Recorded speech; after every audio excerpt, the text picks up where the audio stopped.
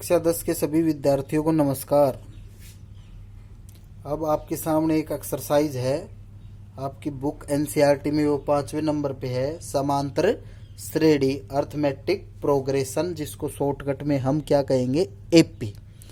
AP आप इस प्रकार की एक प्रश्नावली समझें जो आप अपने सामान्य जीवन में देखते हैं, ठीक है। और मतलब उसमें निरंतरता होनी चाहिए। कोई भी चीज हो जिसमें क्या हो, निरंतरता। आप उसको बता दें कि अब क्या होगा पीछे के अनुभव के द्वारा, उसको आप क्या कहेंगे, समानांतर श्रेणी। मैंने आपके सामने एक चित्र बनाया है और देखो सीडी लिखा उसकी आपने, और सीडी का क्या बना दिया, चित्र बना दिया। और इससे आपको एपी क्लियर होनी है पूरी। एपी ये सीडी है जो आपके जीवन में काम आ रही है। देखो इस एपीसीडी में ये पहला पद है, ये दूसरा है, ये तीसरा है, ये चौथा है, ये पांचवा। क्या आप इसके आगे कहाँ पद आना था? अगर ये सीडी और लंबी होती तो नहीं बता सकते। इसका पैर कहाँ आना था, जहाँ पे आप पैर रख सकते हो, यहीं आना था। यही क्या है, एपी है। यही क्या है, एपी। ये इससे कितना बड़ा है, ये इससे उतना ही बड़ा है, ये उससे उतना ही बड़ा है, तो ये क्या है, एपी है। ये क्या है, एपी है। और जो पहले लाइन पे जो खड़ा होता, जो सबसे पहले आता है, वो क्या है, प्रथम पद। उसको बोलते हैं first term, second term, third term, तृतीय पद। इस प्रकार से आप बढ़ेंगे। निरंतरता इसमें आपको साफ दिखाई दे रही है, ऐसा आपको अनुभव होगा। और देखने पे आप बताओ भी कोई ये एपी और ये एपी नहीं है। चार मैंने यहाँ पे कुछ क्वेश्चन लिखे हैं, देखो 2, 4, 6, 8, 10, 100, 80, 60, 40 dash dash dash dash dash. मतलब ये पैटर्न आगे भी चलता जाएगा। कहाँ तक जाता है पता नहीं। 3, 3, 3, 3 dash dash dash dash dash. 1, 1.5, 1, 1.5, 2, 2.5, 3, 3.5, 4, 4.5। इस प्रकार से ये भी आगे जाएगा। अब इसमें मैंने समझाने की कोशिश क्या की है, वो आप देखो, वो आपको क्लियर होना चाहिए। देखो प्रत्येक पद अपने पीछे वाले से 2 बड़ा है। देखो ये तो पहला पद है, इसके तो पीछे कुछ है नहीं। ये देखो 4 है, इसके पीछे वाले से ये 2 बड़ा है। ये 6 है, इसके पीछे वाले से ये 2 बड़ा है। ये 8 है, इसके पीछे वाले से ये 2 बड़ा है। ये 10 है, इसके पीछे वाले 8 से ये भी 2 बड़ा है। ये बात क्लियर? अब देखो प्रथम पद फर्स्ट टर्म डिनोटेड बाय ए। प्रथम पद को किससे डिनोट करेंगे, ए। ए कैसा होना चाहिए, स्मॉल, छोटी एबीसीडी का ए लेना है, ठीक है। तो प्रथम पद क्या है इसमें, 2। आगे देखो कितना बड़ा या छोटा है, प्रथम पद सेकंड पद फर्स्ट से कितना बड़ा है, थर्ड पद सेकंड से कितना बड़ा है, फोर्थ थर्ड से कितना बड़ा है, फिफ्थ फोर्थ से कितना बड़ा है। उसको बोलते सार्व अंतर। क्या बोलते हैं, सार्व अंतर, कॉमन डिफरेंस। और डिनोटेड बाय डी। डी कैसा, डिफरेंस के लिए डी, और डी भी कैसा, छोटा। अब कोण किस, इससे ये कितना बड़ा है, अपने पीछे वाले से 2 बड़ा है, तो डी कितना हो गया, 2 हो गया, 2 हो गया। अब देखो पदों की संख्या, इस एपी में कितने पद है पता नहीं है, गिनती नहीं कर सकते आप, क्योंकि डैश डैश डैश लगा दिए। इसलिए पदों की संख्या, नंबर ऑफ टर्म किससे डिनोट करते हैं, नंबर ऑफ टर्म्स, एन। और वो भी कैसा, स्मॉल। एनवा पद, एंथ टर्म, मतलब मान लो 100वां पद क्या होगा, 95वां पद क्या होगा, 71वां पद क्या होगा, उसको डिनोट करते हैं ए एन से। किससे डिनोट करते हैं, ए एन से। भाई इसमें एन जो है वो क्या है, जैसे 100वां पद है तो यहाँ 100 लिख देंगे छोटा सा एन की जगह, डिनोट करता है। अब आ जाओ इन चारों क्वेश्चन पे, थोड़ा क्लियर, थोड़ा बहुत दिमाग में आपके कुछ आया होगा। प्रथम पद क्या है, 2।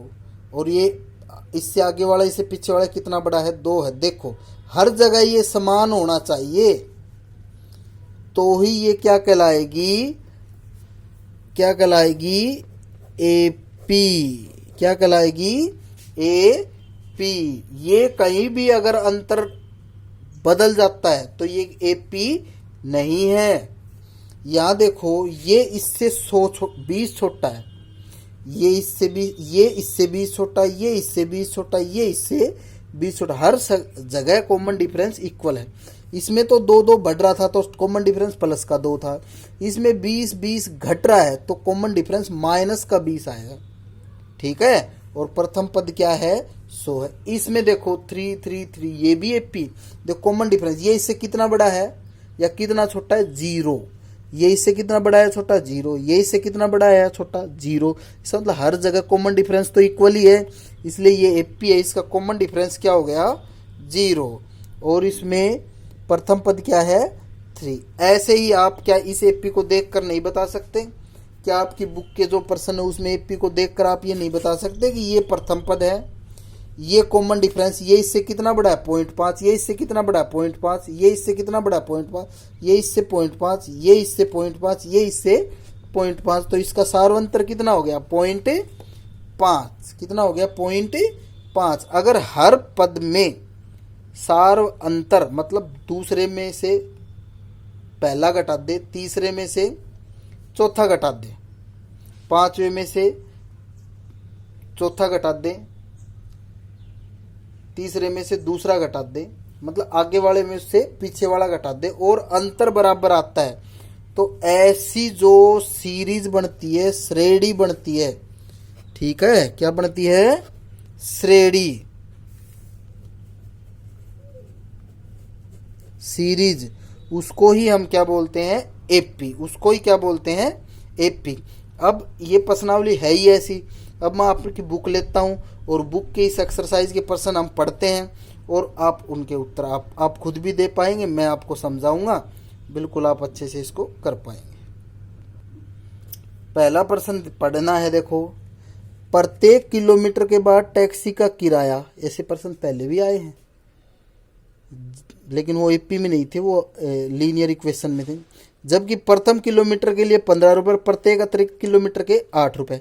अब देखो प्रथम किलोमीटर के लिए कितना ले रहा है, 15 रुपये, फिर दूसरे अगला किलोमीटर पे कितना ज़्यादा लेगा, 8 रुपये उससे अधिक लेगा, तो 15 और 8 कितने हो गए, 23। फिर अगले में उससे फिर 8 रुपये ज़्यादा लेगा अगले किलोमीटर, फिर उसमें 8 जुड़ जाएंगे, 23 और 8 कितने हो गए, 31। फिर उसमें 8 जुड़ जाएंगे, फिर उसमें 8 जुड़ जाएंगे, फिर उसमें 8 जुड़ जाएंगे।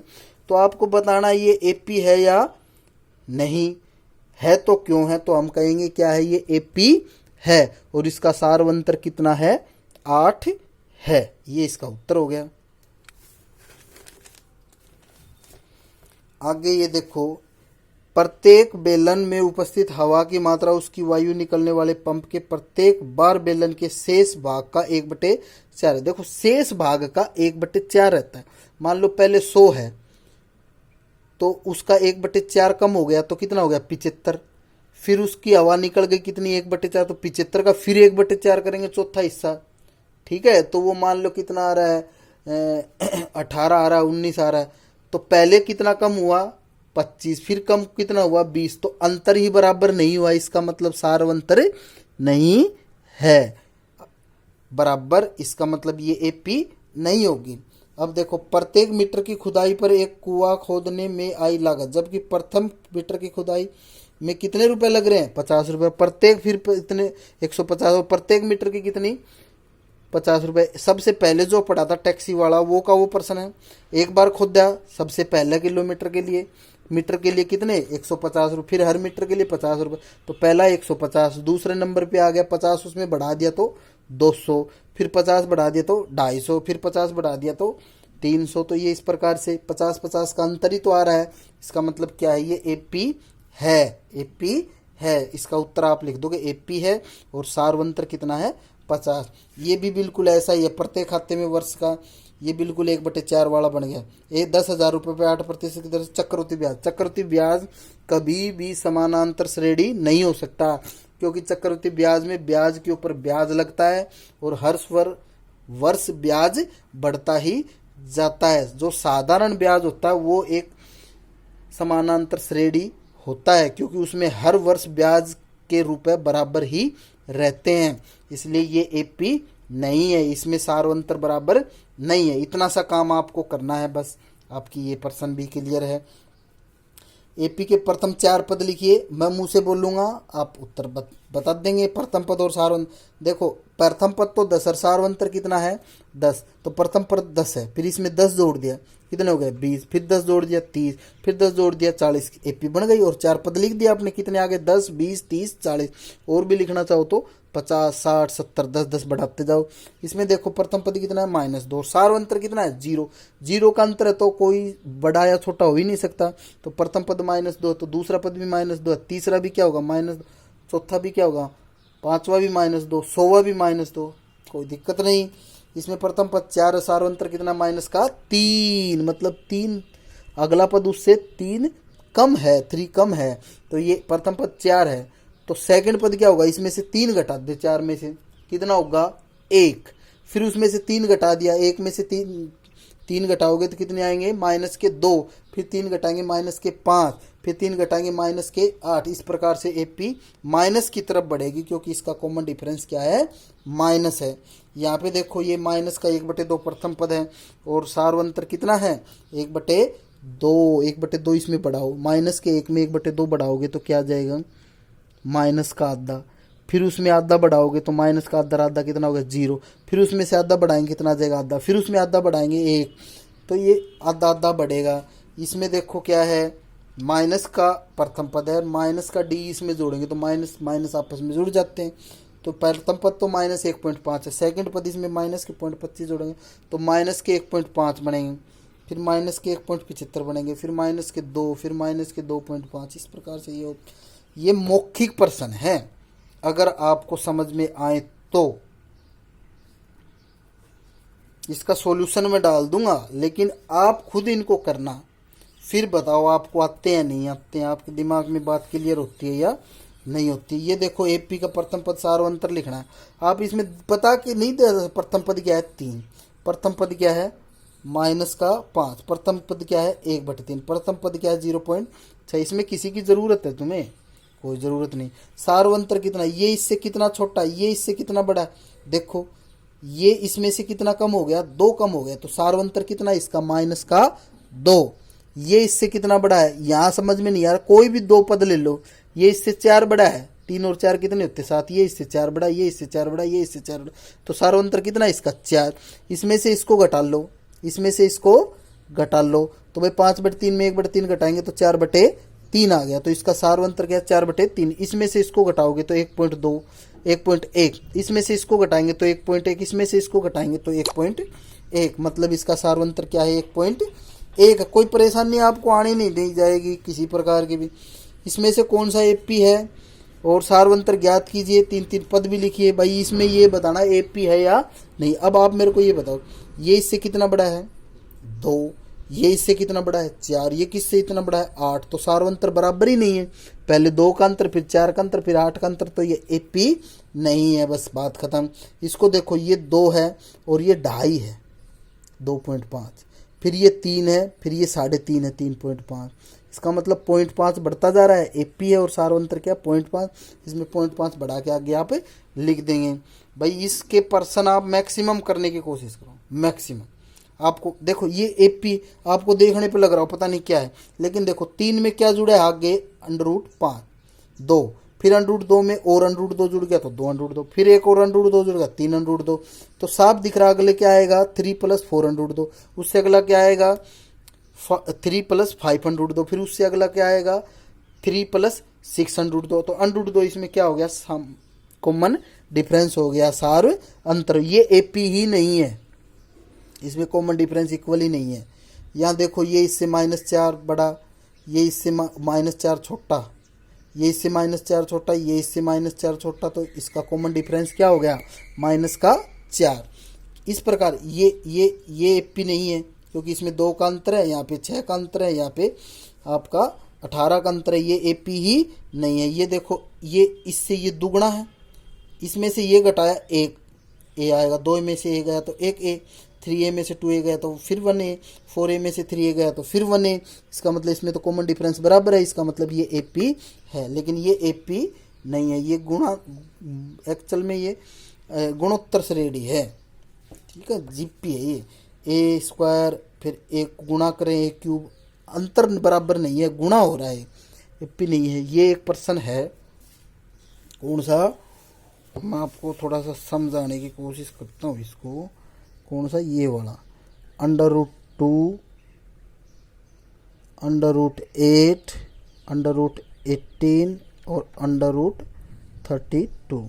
इसको आप ऐसे लिख लो, √8 को आप ऐसे लिख लो 2√2 लिख सकते हो, √18 को आप लिख सकते हो 3√2, इसको लिख सकते हो 4√2। अब आप देखो क्या इसमें कॉमन डिफरेंस, ये और ये एक ही बात है, इसका ये रूप है, इसका ये रूप है, इसका ये रूप है, किसी को भी, क्योंकि जैसे जैसे आपको समझ में नहीं आ रहा हो तो √32 है, इसको मैं ऐसे लिख दूं तो 4 गुणा 16 गुणा 2 लिख सकते हैं। 16 का वर्गमूल कितना हो जाएगा 4, और √ में क्या बच गया 2, तो इसका ऐसे भी लिख सकते हैं आप। अब देखो ये इससे कितना बड़ा है √2, ये इससे कितना बड़ा है √2, ये इससे कितना बड़ा है √2। भाई ये 2√2 है, ये 3√2 है, 4√2 है, तो इसका मतलब इसमें कॉमन डिफरेंस क्या है √2 है। तो आगे क्या आएगा 5√2, 6√2, 7√2, 8√2, तो AP है, और इसका कॉमन डिफरेंस क्या है √2। इस प्रकार के भाई ये प्रश्न आप करने की कोशिश करना, आपको क्लियर हो जाएंगे। फिर भी कोई परेशानी होगी तो देखते हैं। धन्यवाद।